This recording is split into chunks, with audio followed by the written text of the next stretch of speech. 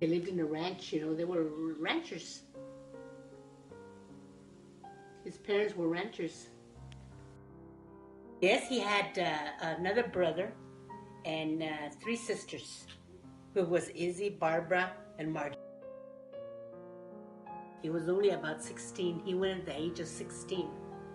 He was very, very young. He lied his age because he was a kid that wanted to know what was happening in the world, and the Korean War was going to start, and he wanted to be there.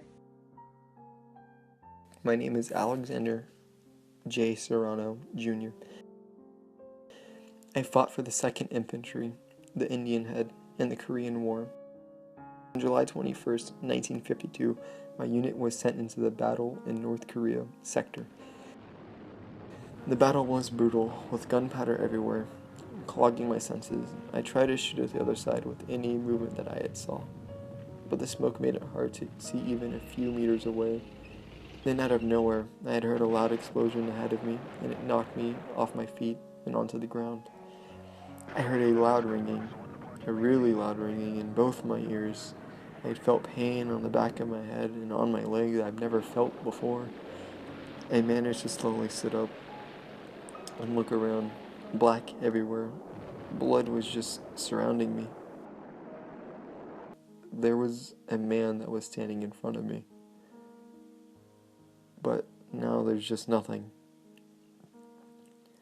It was like he never existed except for the pieces of clothes on the ground. The smoke was just smothering. I could barely breathe. I was coughing and couldn't stop. I finally got myself up on my feet, and my legs felt like it had a needle shooting in it. But I saw men from my unit in pain, screaming and crying.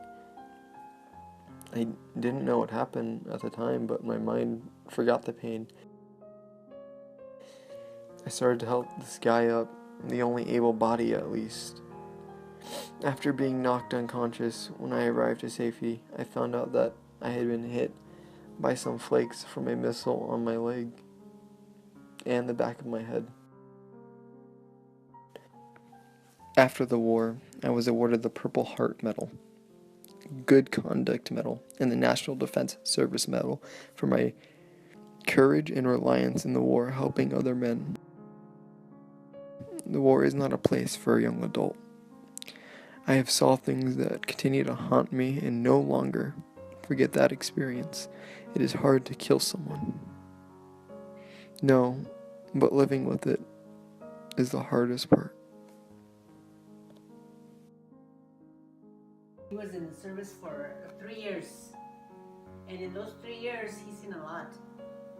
You know, because he went directly, at that time there was a Korean War, so as soon as they did their training, they were gone.